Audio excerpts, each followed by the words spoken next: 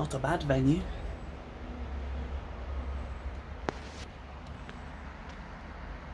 Welcome to the Matlock Top 10. 60 km, 1,700 metres of elevation. When this ride's not going up, it's going down. But first, to Matlock. So the first climb is Ryber, 1.7k and 150 metres of elevation, give or take. It is gentle at first, very, very steep in the middle to second half, and then it levels off at the top. Why am I here? Peter, one of the Burrito Titans, Peter McMullen, greatest streamer on earth, was on holiday in the Peak District, and David Freight Train Raynham, Burrito legend, and honestly, the glue that holds the Burrito Titans together, along with a few others, lives nearby, so he suggested we meet up and we do this famous route around there. So, Piglet, James Shelcock and I stayed in a hotel nearby. That's what I filmed at the beginning. And we rode down the next morning. Straight from Matlock, where we met, we went up Ryber, so we started a little bit around that route I showed you. And as I said, I'm on that middle section now, where this climb gets stupid steep. Where's the footage of the other boys? Well, one, I'm terrible at filming all of the fun, friendly bit. I don't feel good putting cameras in people's faces when we're just catching up, having a laugh. So we rolled into Matlock, all had a laugh because I'd already had a puncture on the way there and made them wait. David gave me a bit of shit, as usual. We had to catch up, and off we went up Ryber. But of course I had something to prove then, so I just tried to shoot off. Everyone else sensible enough to go. We've got another 9 hills coming, so I'm not going to go absolutely balls out, but I don't know the meaning of that. So I went hard. Piglet, after realising that I was just going to keep going hard, decided he was going to catch up to me, and probably effortlessly behind me, just started closing the gap. I glanced over my shoulder on this hairpin here, and I saw him, and that was impetus for me to keep pushing on. I didn't know who it was behind me, I could just see someone, so I pushed on hard, and rather arrogantly, in a minute or two, I glanced behind me again, and I thought, oh good, I've dropped them with that little extra kick. Don't forget that I shot off before the segment, so my fastest through time, if you like, my segment time is going to be well slow. There's Piglet still closing the gap at the moment. And that will sort of be a recurring theme we'll get back to. So yeah, on this corner I thought I'd dropped him. I had not. Beautiful morning. This time in August we'd not been having the best weather, and the night before I'd driven over the Peak District, over the Cat and Fiddle Pass to Matlock in pissing rain, and I thought this is going to be miserable. We'd been joking about doing 2 loops of this, and since James and Piglet had driven much further than me, but since the 3 of us had driven there, we wanted to do maybe more than 60k, even though it's a hard 60k, but it was going to be weather dependent. But look at the morning we had. Absolutely beautiful. Blue skies. Yeah, the roads are a bit wet from the night of rain, but fantastic. So I pushed on up here, and I was generally pretty happy with my time up Ryber. It's not amazing, but it's a decent time. I think I'm like 50th overall, which, yeah, I'm happy with. And this is just the little relive route, so you can see where Ryber goes, straight out of Matlock.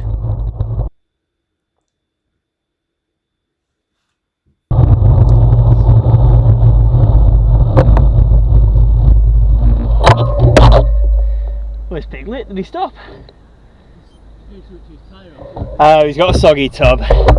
Yeah, I'll just be pumping it up. So for a little more context, the Burrito Titans is my Zwift racing team. We all get on our turbo trainers and play a video game together and chat on Discord all the time. There's a lot of people in there, all people I really enjoyed the company of and chatting to and stuff. And these are the few who made it out to Matlock together. So without trying to embarrass them too much, I'll tell you a little bit about each of the people who are here. Peter has done a bit more cycling since the last time we rode together, but he's not that experienced an outdoor cyclist. He's incredibly strong on Zwift. He'd smash my face in any day of the week. But he's also 9 feet tall, so he struggles outdoors. Here's a good demo of who David Raynham is. Seriously, Dave, I need to change the tyre. I got a puncture on the way to Matlock, put a tube in. The tube clearly had a slow puncture as well, and I held the boys up. And part of our deal was always like, just carry on. I'll catch up if I can. David immediately said, no, I'm not doing that. He stops, he comes over, and he does everything he can to help me change my tube as quickly as possible. Even when I was then done pumping up my tyre, he was like, I'll give it to me, and he put more air in because he's stronger than me.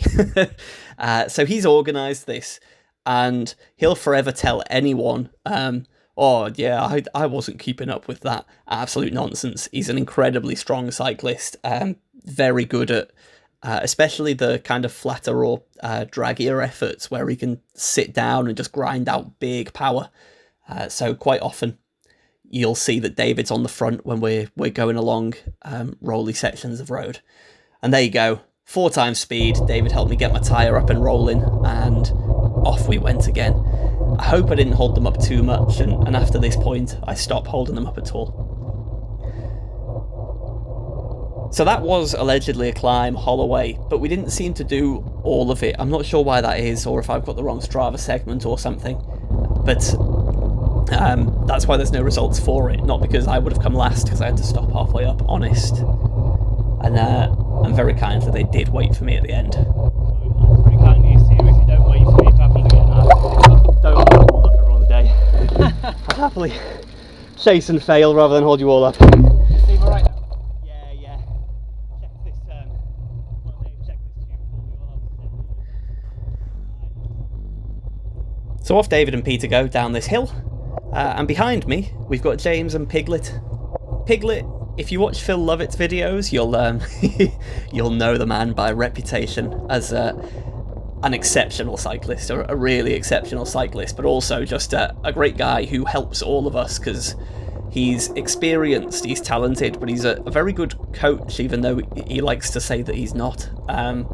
He knows exactly what to say to get the most out of you most of the time. No ego at all in his riding, even though he could smash all of our faces in. And former national champion rower, so he's a top level athlete. And finally, James, the professional athlete among us. Sorry, here we go on Alderwasley, the next climb. So it's at 202 metres of elevation. It starts very steep, and I didn't turn my front camera on. My rear camera keeps getting road spray, so I'm afraid the footage is a bit crap. But the start of this climb was pretty steep, and I thought, be sensible this time, Nick. Just ride with the guys, and you can ramp it up. I like to go full gas on a hill, but why not start at a sensible pace and slowly but surely eke out more? And then it takes all of 10 seconds for me to go, I'm on a hill, rush of blood to the head, start putting the power down. Now, as I hope I've illustrated, I am by no means any stronger than anyone else here. It's a real group of hitters, if I may say so. They are all incredibly powerful, strong cyclists in different ways. So when I say I put the power down, it's really a bit more who's willing to go too far into the red early and I get a gap, and then quite often you'll see that they just pull me back by riding sensibly.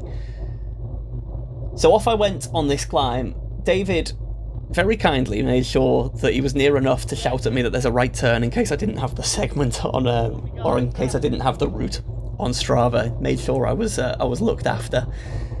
And then you take this right turn, and again it's steep for a little bit, but then quite a lot of these climbs on this course and in the peaks generally, I think you go up quite steep early, and then it's really sort of rolling 2 or 3% for a long way.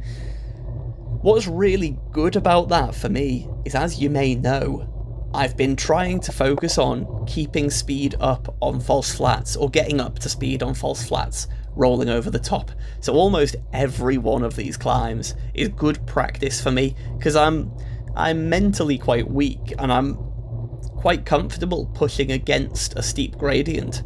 But as soon as it flattens off, I'm like, oh great, I can have a rest. When really I need to think, keep that power ticking over and get up to speed. Maybe, once you're at 30 kph, because it's 1%, then you can chill and use your momentum a little bit and get a bit of recovery, but get up to speed first. The master of riding that way is Piglet. So what I did on this climb was a bit of knobedry. I saw that he was on my wheel on the steep bit, so I eased right off and I made him come through, knowing that I could get his wheel to get me up to speed. And here we go downhill before the finish, so he's rolled me up to speed. It's given me something to chase. I want to do my part. I don't want to just sit on his wheel, because he's going to drop me at the end anyway. I want to contribute to making us as fast as we can up this hill. And there he goes. You see, giving me advice as we go about keeping the power ticking over. And then it became a real mental battle for me. I would have sat up quite a lot earlier if I was alone in Wales on a climb like this that's now just rolling. I say sat up, like I'd have tried to keep the speed going, but he really put the hammer down. I think there's a point where he'll just ride away on every climb. And then I think the other guys are just sort of having a nice time riding together, not getting up to shenanigans like we are. But there you go, Piglet faster than me. That's how everyone did on this climb each day. I'm putting each of those times up because I think they sort of illustrate the story of the day, that it's a nice group of well-matched mates riding up climbs. So there's the second segment. I might have got some of these wrong. Please forgive me if I have. Yeah, nice. I hate it. I worked harder in the rest than I did up the climb to turn your wheel, mate. But good training for me, as you say. Play the next game of Are they confined to the ones around Wales? They're just the same but half the length, really. So yeah, in Wales it'd just be Just keep going. probably the same again, yeah. 15 minutes, 12 minutes. Similar gradients. Don't go to Wales. So if you're thinking, who's that full kit wanker in Ineos kit? Well, think twice, because James is a professional athlete who cycles for Ineos Grenadiers. He's not a pro cyclist as such, he's what's called a cyclor. So for the Ineos Britannia sailing team, James has a role, and James has been an absolute top level sailor for many years, but a very fit sailor. His role is pedalling on a boat to charge up. I don't really understand it too well, but on current yachts for the America's Cup, you need to charge systems, I guess like computers, but also the mechanical winches that pull in your main sail and stuff. I'm going to get all of the sailing terms wrong, sorry James. But James is such a powerful cyclist that he has made this squad to sit in a boat and do that. So coming up to Wirksworth climb here, beautiful little town, and then the climb straight out of it. It's a bit hectic, like all these peaks, towns, villages. Absolutely beautiful, quite tight, quite busy with cars, and steep at the beginning, and rolling on top. So yeah, James rides for Ineos Grenadiers, hence being in that kit, and I believe today he classed as a 4-hour Zone 2 ride as part of his training programme, and his requirement is in these yacht races, and hopefully in the America's Cup, to sit in his boat on a static pedal setup and to put as much power out as possible, I guess, for the duration. I don't know enough about it. Please ask James. I think it's incredible. I'm a bit of a boring fanboy. Whenever I get the chance to ask James about it, I try not to be too too giddy. Several times on these climbs I kept being like, James, how much power did you put out? Because it's like 550 watts, because he's heavy in a big athletic heavy way, and all they need on the boat is raw power. So what I did think was interesting is that on Zwift, or on the Turbo, James and I have similar watts per kilo power profiles, very different watts power profiles, and thus, for example, in a team time trial, his poles on the front will be way faster than mine, because even if we're both doing, 6 watts per kilo, for me that's 400 watts, and for James, I don't really need to do the maths, I can't remember exactly, but it's going to be like closer to 600. So where It's just power versus CDA. He's going to be way quicker than me, and I was just curious what it'd be like on these hilly climbs, on this hilly route, because our watts per kilo being similar. And although I was generally faster than him up the hills, I think that might be more down to experience of riding hilly areas and this sort of hilly area. James is from down south, I think Medway area, where there's not so many steep climbs. So once again, look at the weather. It's stunning, blue skies. The Peak District is beautiful. Piglet has done a great turn for me, and then he's pushed himself to ride away. Fair play. He smashed my face in.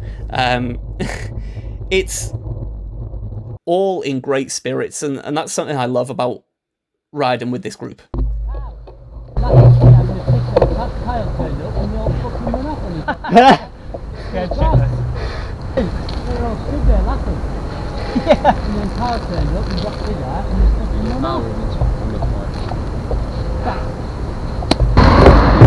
How did coach react to you coming today, James? Was it okay? Well, I've sort of moved the programme around and made this a 4-hour Zone 2 easy ride. Obviously. So I'm probably going to have to write a note being like, when a mountain goat says there's a few climbs. Yes. But That's a good order to do it. Piss on your hands. It was, surely one change in plan won't be the end of the world. You're very rigid with it, otherwise aren't you? Very disciplined. Yeah. It's a new coach as well, so. Okay. Shall we? Yeah. When David took Phil Lovett on this route a few years ago, Phil made this amazing video, like beautiful cinematic, capturing the scenery, capturing the feel of the day, fun with David and Top Cat, who were there. The sort of video that makes you go, I want to go and ride my bike and do that. And I have not achieved that in any way. I loved every minute of this ride, and I say this quite often, I am so focused on the fact that I'm enjoying it. The cameras are just like an afterthought to me, so I do apologise. That's why I'm not a big YouTube channel. But I've tried to put in some bits, you know, where we were all having fun together. So this was a great descent that we've rolled down. And we're coming up pretty close to where Piglet, James and I stayed the night before. And I knew that there was a long, draggy climb coming, and I falsely believed it was the climb that I'd come over in my car the night before to the hotel. So, although I came past them all saying this isn't an attack, I've just ended up with speed because I needed to catch them. I thought the segment had started, but it actually didn't start until this right turn.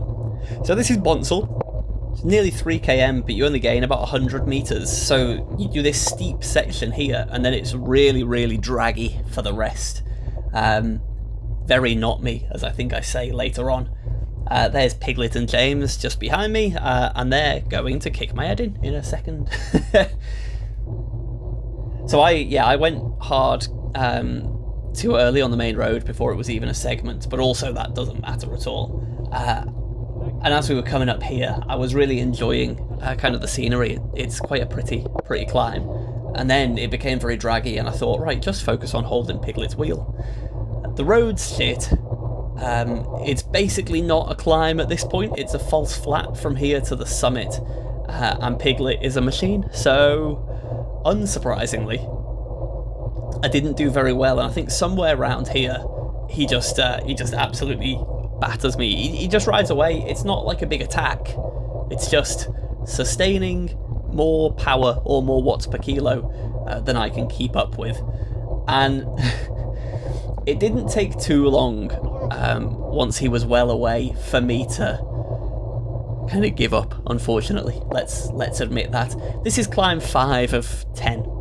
So as soon as I realised I wasn't holding his wheel at all, I kept pushing on, but not particularly hard. Like, by that I mean sort of 90 to 95% the whole time. There you go. He has disappeared. And I think I end up rolling in with David and James at the very end of this climb, which is a lot like this. I've skipped most of the end of this climb because it's very rolly. is Piglet. Probably been there for about 5 minutes already. Very not me, that hill. Yes. As soon as we got off the steep bit, I just couldn't be fucked. You sit on his What wheel. about that? 320 in his fucking draft. I thought I'd come round, but I fucking can't. I said earlier, Shit. that's a good wheel to follow. It fucking isn't it? It gets you places quicker. You may not enjoy the process. That's orange sky. So this is just included to try and give you a bit of a feel for where we're going now. I got totally lost on this route because you do so many like ups and downs and wiggles round. But here you go. We're never too far from Matlock, as you might have guessed. It's called the Matlock Top 10. There's some good descending on this route, and some really enjoyable roads. Some of it's pretty technical, and by that I mean tight turns, shitty corners, etc. But lots of nice riding where you can go pretty fast. We can get our nice Burrito pace line going as we go around these villages. Very pretty villages. I think a crow flew out and hit me there. I was pretty unimpressed having my helmet clip a crow's wing, but still. Very pretty peaks towns. They are very nice.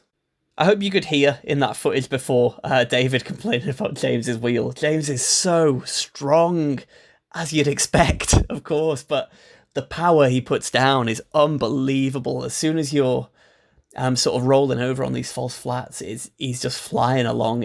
It's great to sit in his draft, and I think down here I made a joke about how it's probably unfair for him sitting behind me. He's probably getting exactly no benefit. Whereas if I sit behind him, I can do 100 watts and be dragged along at 40 kph. But yeah, lots of fun. And here we're approaching the next climb of the day. I've not filmed this very well, so it's mostly rear view footage, which is a bit muddy. I do apologise. At exactly this moment, I shoved my mouth full of a Quaker Oats flapjack bar. Cannot recommend them in any capacity. They're sort of dry, but not in a crunchy way. It's going to make cement in your mouth way. And then Piglet told me we were at the bottom of the climb, and I went woo woo, and desperately tried to swallow cement before coming up this incredibly steep bit of road. I loved this climb. It was one of my favourite climbs of the day, joint top favourite climb of the day, because the road's completely closed.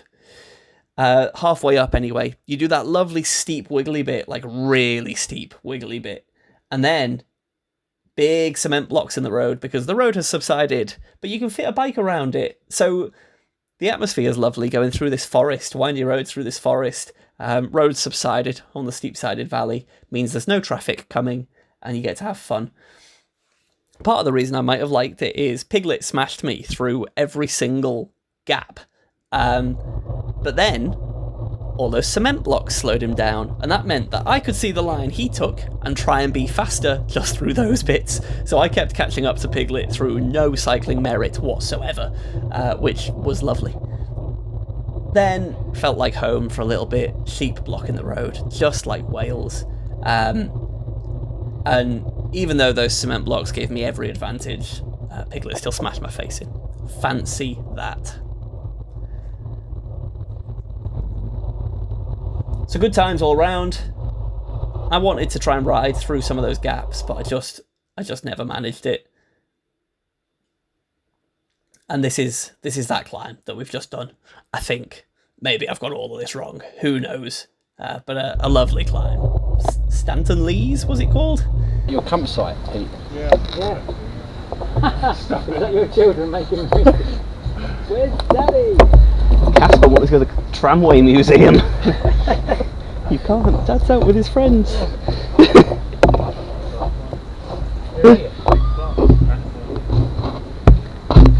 Piglet, you can get all of us coming up it 10 minutes after you. Yeah.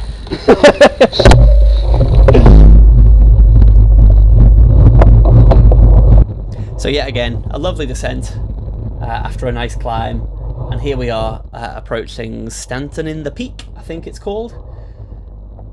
David is an exceptional descender. I mean, he just absolutely puts distance into all of us over seemingly no distance at all. And then we came across this relatively flat main road, and yeah, James really showed us why he's a professional athlete and we're not. I don't know why I let that wheel dangle. I never dropped, but I never quite closed the gap either.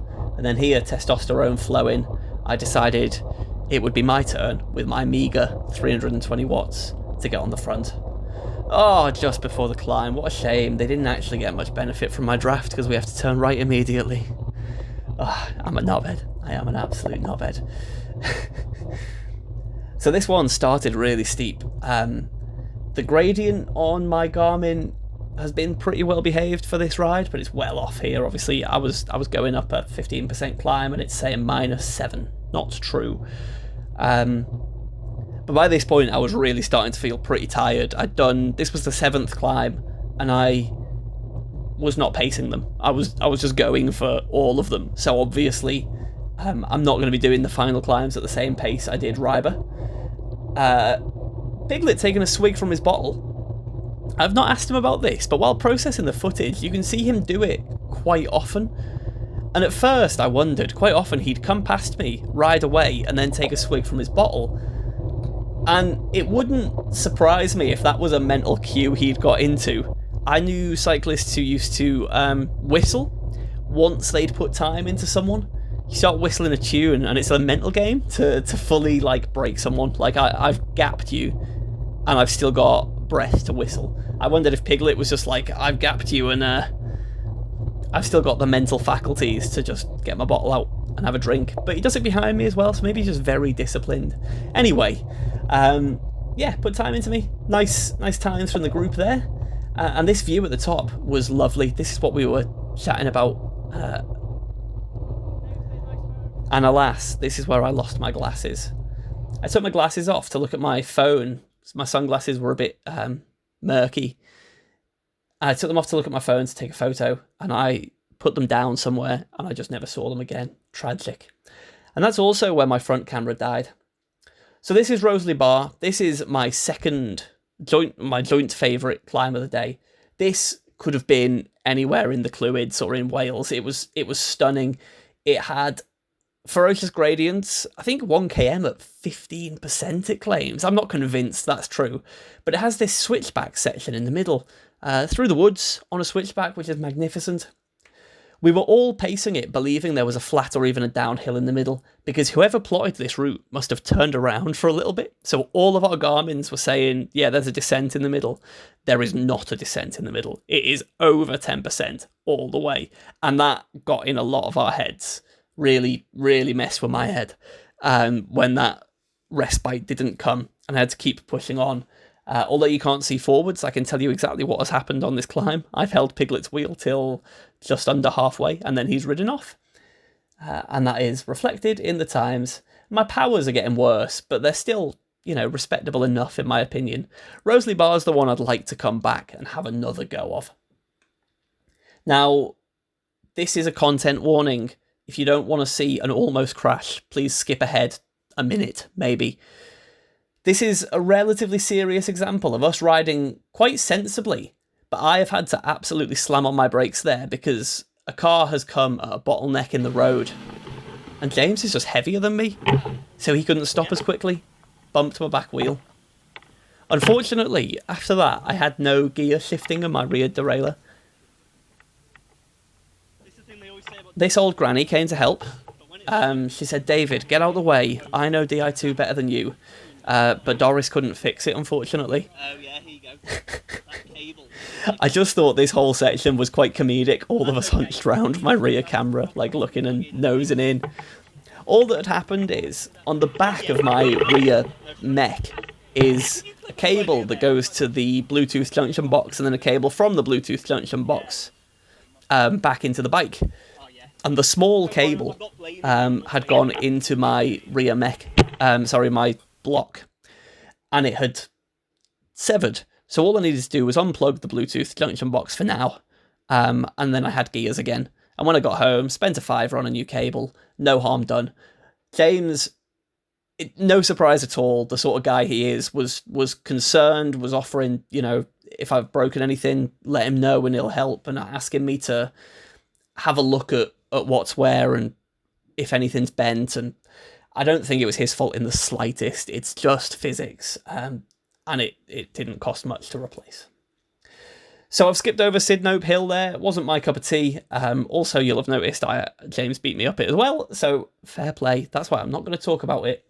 And here we are on Bank Road. Ending on Bank. This hill that looks like an absolute mountain out of the centre of Matlock is cruel. It gets really steep. National Hill Climb Champs was on this hill a few years ago. And Piglet told me to save something for the second half because it gets steeper. And that's here. Really does get steeper. Obviously, Piglet's done his usual letting me go too hard, then reeling me in. He came up to here and he made a joke about me only being halfway down the block. And I said, that's because it's a 34 block, so, you know, it's not that impressive. Obviously, I've sped this up, by the way. None of us were doing 200 RPM, throwing the bikes around and flying up this hill. But what an incredible way to finish an absolutely incredible route. This loops back around and you just end up in the centre of Matlock, and we all got a cup of coffee, recapped how much we'd enjoyed our day, and, you know, had the fun you want at the end of a ride. Fantastic day out. Happy with my time at Bank, sort of. It was pretty slow, really, but I was knackered. What can I say? And that's what our day looks like.